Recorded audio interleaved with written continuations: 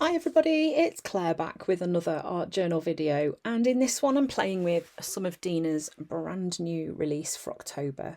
So we have the collage papers and stamp set called Fawns, some coaster stencils as well. So I am starting off playing in the small craft journal, and I'm going to go with quite dark moody feel for this page because I'm going to use some of the beautiful crows that are printed on one of the sheets of collage paper. I'm going in with fur to start off with. This is not a gessoed page either, so there's no gesso. So I've got fur, and then I've got lime, and I'm just getting some colour onto the page to start off with. So it's just like not overthinking and just popping some colour down just to get rid of that blank background. I don't know, those two colours look really lovely together. I didn't wash my brush in between either. And then I'm using olive. This is kind of becoming one of my favourite greens. I really love this green. It's one of those colours that when it was released I wasn't too sure about it, but it is a really pretty green. I'm just mixing a bit of that in as well. I'm just going for quite a painterly look. This seems to be a bit of a new sort of development in my style at the minute. I don't know whether it'll stay, I'm not sure, but I do love just kind of swooshing some paint on and leaving those brush strokes visible. So this is the Bubbles Coaster stencil, and I'm going to pop that onto my page, and here I'm using sage to put through the stencil. So I'm keeping the colours analogous, so those are that just means colours next to each other on the colour wheel. And here I was using my blending tool just to print some bits of circles as well. This is the older Mantras stencil. Any text that I can put on my page, I'm there for that. I really love adding text onto my page. And here is the sheet with those beautiful crows on. They're going to be perfect for Halloween journal pages too. But yeah, I'm going to use the nest and one of the crows for this spread. So those of you that have played with Dina's collage tissue paper, you'll know that it does have a grain. It has a very definitely a favourite way to tear, and that's generally speaking not going down. A little bit trickier. It means you do get a bit more of a softer edge. Obviously you can cut it out with scissors, but that will give you a harsher line. And sometimes it's easier to blend if you tear it. So I'm just going to give you a little tip or trick, I guess you could call it. Here I'm going to stick this onto my page, but then you'll see that whilst it does sort of melt into the page really nicely, it's still quite visible that it's a stuck-on collage image. So what I'm going to do is add a wash of dark green over the top just to help that blend into my background. So this is another way that you can help those collage pieces disappear into your page. Right, so now you're thinking, geez, that's dark. Just go and mop off the excess, and look at that. It's blended in much better.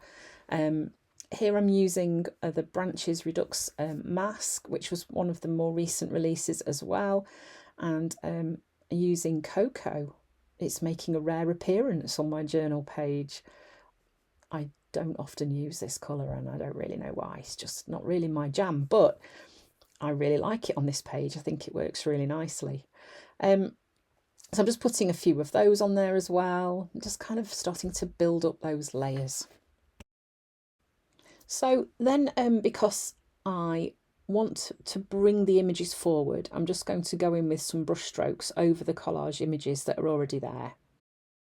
So I'm keeping these brush strokes quite loose. I'm just wanting to kind of pull some of those marks forward. You can see they're a little bit more prominent now.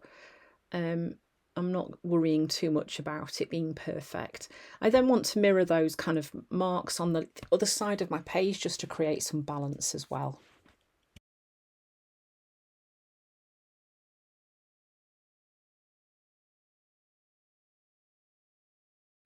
So now I'm adding the crow, and I am cutting him out because there's no way that I can tear around those legs without having a complete disaster. I won't really want a legless crow, so here I'm just going to try and cut in between the legs. I was just thinking, can I fold that in half and then just snip? Yeah, and I managed it. It worked okay. There is going to be a little white halo around the bird, but you know, I'm okay with that. It's fine. I think we get so caught up in things having to be perfect, and it really doesn't. It really doesn't. I think remember that it's more about why you're journaling and the process that you're going through.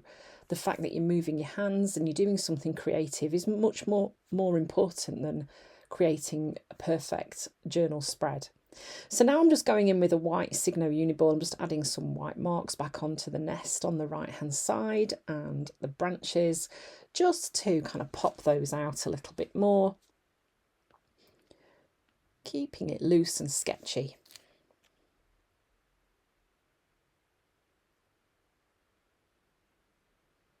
Then I decided I wanted a little pop of colour, so I've grabbed some raspberry and I'm just going to do some little splatters on the branches, a little bit like a blossom, I guess, just to bring a little bit of contrast to my journal page.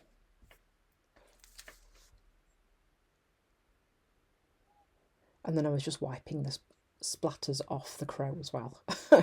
Then I found a quote about home, which I kind of thought, yeah, the nest is like the crow's home. And using a white Posca pen to write my quote means that that's going to really stand out nicely. Text quotes, they always feature quite prominently in my journaling, because for me that is where the importance lies.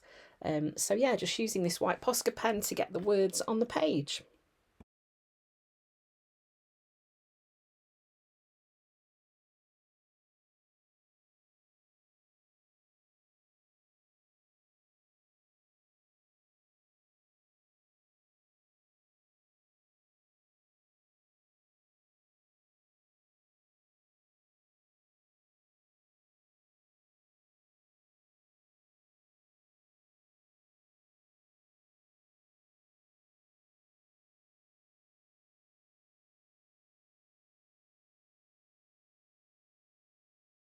So that is it for this first page. So pop back another day and see some more inspiration from Dina's brand new lovely release, especially that fawn stamp set. It's just fabulous.